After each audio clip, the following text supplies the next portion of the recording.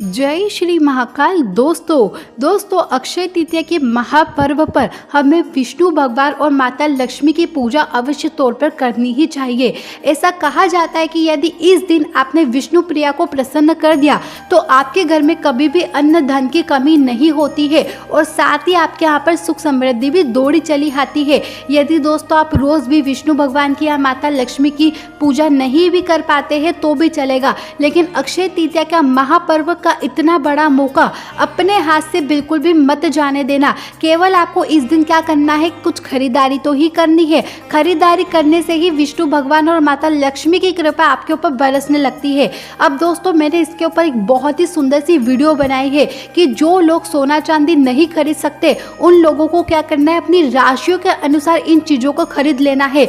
आपको नीचे ही मेरे कमेंट बॉक्स में उस वीडियो की लिंक मिल जाएगी। तो यदि आप भी सोना चांदी नहीं खरीद सकते तो अपनी राशियों के अनुसार इन चीज़ों को अवश्य खरीदेगा। लेकिन दोस्तों यदि आप सोना चांदी नहीं खरीद सकते, ना ही उन चीज़ों को खरीद सकते हैं, तो इन चीज़ों को तो भूलकर भी मत खरीदेगा। अगर आप कुछ नहीं खरीदेंगे तो चलेगा, लेकिन अक्षय तृतीया के दिन ये 4 चीज़ें तो भूल कर भी मत खरीद लेना, वरना लक्ष्मी जी आपके घर को छोड़कर चली जाती है। यानी कि आपके यहाँ पर धन अन्न धन की इतनी कमी पड़ती है कि आप खुद सोच में पड़ जाते हैं।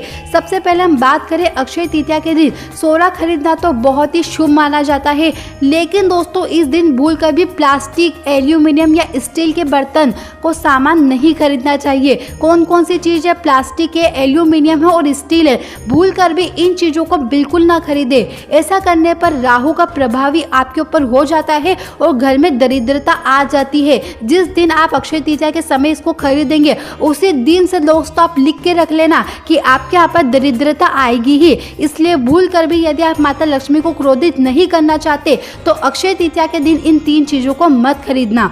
अक्षय तृतीया के दिन पूजा स्थान या तिजोरी या फिर घर स्थान को जो भूल कर भी गंदा नहीं रखना है।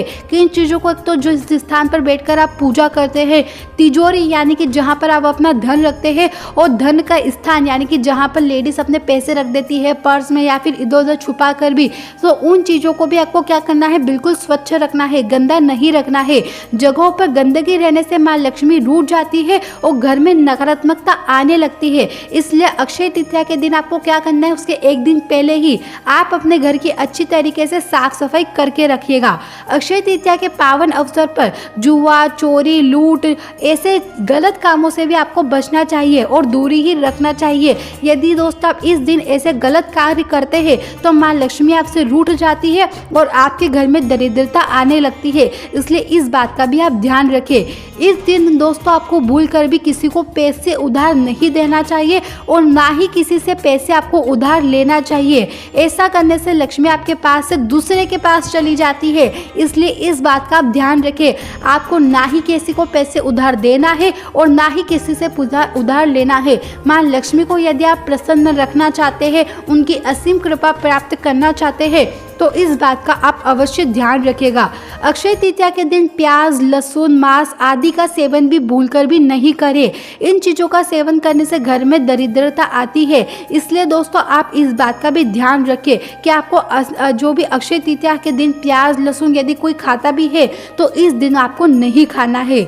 अक्षय तृतीया के अवसर पर सोना, चांदी, आभूषण, वाहन, मकान, दुकान, फ्लैट आदि आपको खरीदना चाहिए। ऐसा शुभ माना जाता है। लेकिन यदि आप इन सब चीज़ों को नहीं खरीद सकते, आप सोना चांदी नहीं खरीद सकते, आभूषण नहीं खरीद सकते, वाहन, प्लाट या दुकान भी नहीं खरीद सकते, तो आप अपनी राशियों के अनुसार भी किसी भी चीज़ को खरीद सकते हैं। यानी कि दोस्तों आप मेरे कमेंट बॉक्स में नीचे जाकर उस चैनल की उस वीडियो की लिंक प्राप्त कर सकते हैं। और अगर आप कुछ सोना चांदी नहीं खरीदना चाहते तो आप अपनी राशियों के अनुसार कुछ इन सस्ती चीज़ों को भी खरीद सकते हैं। और ऐसा नहीं है कि आपको ज़्यादा खरीदना है, आप अपनी क्षमता के अनुसार भी उन चीज़ों को खरीद सकते हैं। तो आप उस वीडियो को अवश्य देखिएगा कि आपको सोना चांदी से भी ज़्यादा किन चीज़ों को खरीदने पे लाभ मिलेगा। और साथ ही इस वीडियो को लाइक और चैनल को सब्सक्राइब करके कमेंट में जय विष्णु प्रिया आप अवश्य लिखिएगा।